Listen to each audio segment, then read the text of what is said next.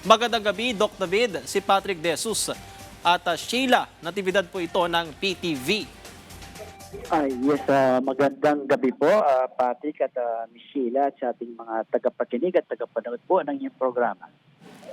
Yes sir, una po sa lahat, kamusta po ang level ng tubig sa ating mga dams? Sa ngayon po, no, ang minomonitor po natin sa ngayon ay medyo critical ay yung ano po, no, yung Angat Dam po, no. Kasi napaka-importante po ng kondisyon ng Angat Dam sa water supply po ng Metro Manila kasi nga po 90% po ng tubig ng Metro Manila at karatig lugar ay diyan po nanggagaling. At sa kasalukuyan po, nasa below 166 millimeters na po ang level nito at patuloy po siyang bumababa sa ngayon. At dahil na rin po itong pangamba ng El Nino, kailangan po nating paghandaan yung patuloy na pagbaba hanggang makarating po sana, inasahan natin, itong mga pag-ulan na kailangan po natin monitor kung kailan po darating ito. Dr. David, ano-ano na po yung mga contingency measures na ginagawa o gagawin natin kung magtutuloy-tuloy yung pagbaba ng level ng tubig sa Angat Dam? Opo, no, mula pa po nung nag-anunsyo, nagbabala ang pag-asa na posible po tayo magka-El Nino, no. Yun nga po, sa ngayon ay nagdeklara na may El Nino. Tayo naman po sa NWRB at mga kasama po nating mga ahensya po ng pamahalaan, kasama po ang NWSS, NAPOCOR at NIA, ay hinanda na po natin, no, yung mga contingency measures po natin, no.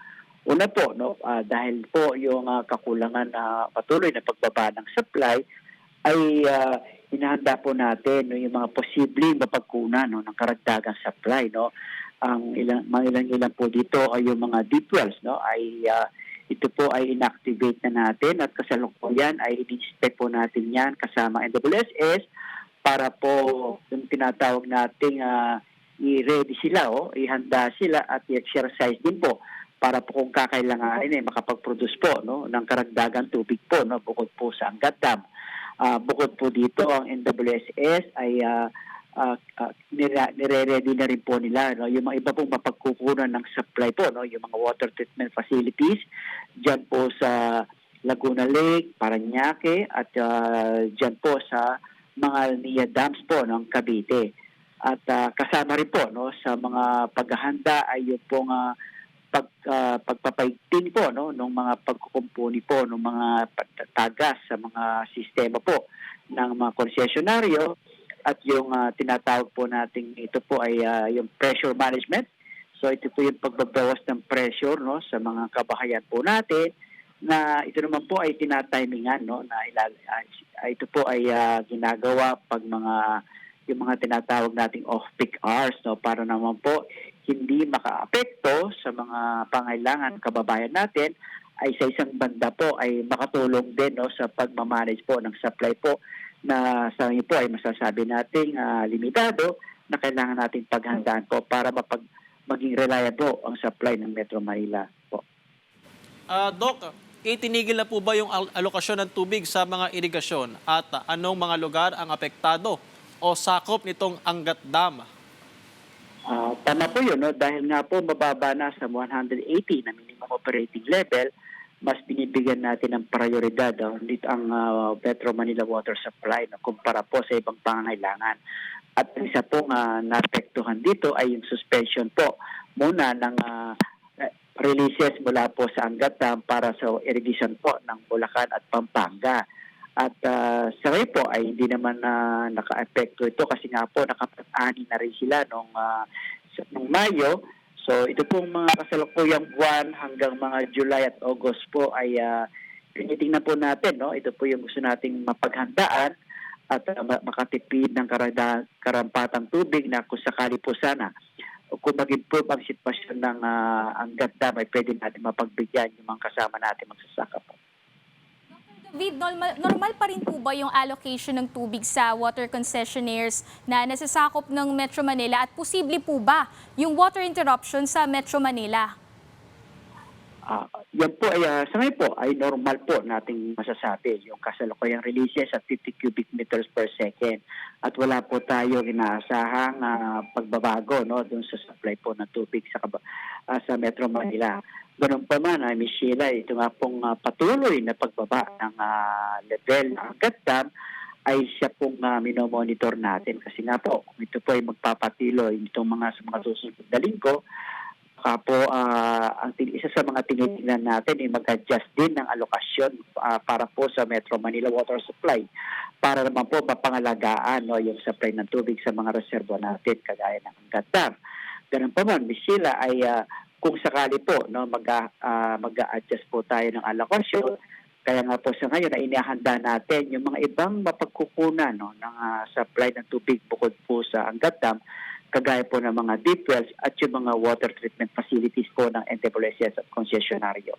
So ito naman po ay sinasagawa natin at kasama na rin po ito, no? Yung pinataigting po natin yung kampanya ng natin sa water conservation kasi nga po kung isa po sa mga pamamaraan para po matugunan no, yung mamanage yung supply natin ay yung pong water conservation measure din po. Ito po ay si Secretary Ms. Cuna po ay ng DNR ay nag-release po ng advisory noong isang linggo para po paigtingin no, yung water conservation measures sa mga kabahayan at sa mga opisina po no, ng ating mga pamahalaan po para magkaroon ng kanilang action po para magtipid ng tubig po.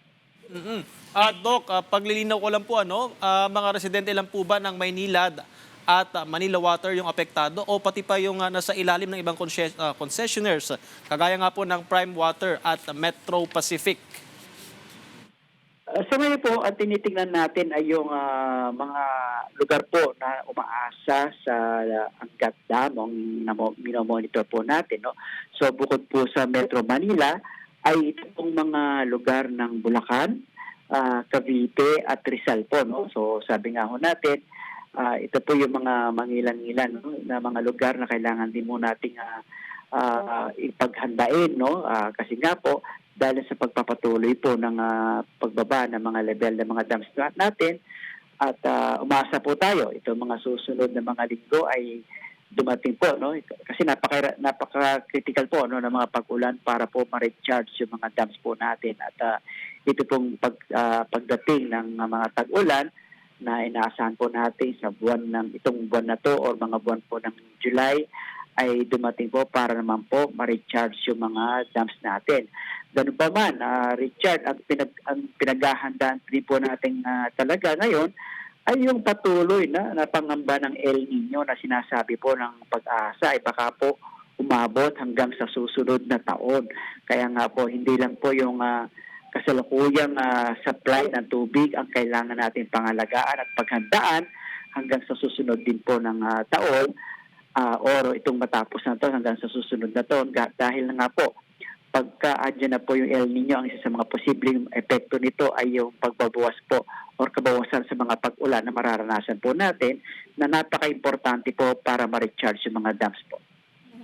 Kada taon, Doc, dinaranas natin itong pagbaba ng supply ng tubig sa ating mga dam, lalo na kapag sobrang init ng panahon. May mga programa po bang isinasagawa ang pamahalaan para putugunan ito? Mayroon po bang possibility na dumating yung araw o yung panahon na hindi na masyadong umaasa ang Metro Manila sa Angat Dam? Tama po yun, Ms. Sheila. No? So ito pong sa kasalukuyan po, ito pong Upper Wawa Dam at yung mga water treatment facilities sa East Bay po no or sa Laguna Lake ay sa tingin po natin ay magiging operational na ito bago magtapos ang taon. Kaya napaka-importante po nito na dahil operational na sila bago magtapos ang taon ay makakatulong po itong mga to no pag umabot na po yung posibleng pagpasok ng El Nino bago magtapos ang taon na baka nga po walang masyadong pag-ulan. Kaya nga po ito yung mga programa po no ng pamahalaan at kasama po yung mga pribadong sektor na sa tingin po natin ay bago magtapos ang taon ay magiging makakatulong po at pagkakaroon po ng karagdagan mapagkukunan tubig bukod po sa Angat Dam at ibang mga facilities po dito sa Metro Manila. Alright, gaya nga po ng nabanggit nyo, Doc, Ang paalala sa mga consumer ay hanggat kaya ay magtipid po sa pagkonsumo ng tubig at kung hindi po ginagamit ay patayin yung mga gripo para nga hindi masayang ang tubig. Maraming salamat, Dr. Sevilio David Jr., Executive Director ng National Water Resources Board.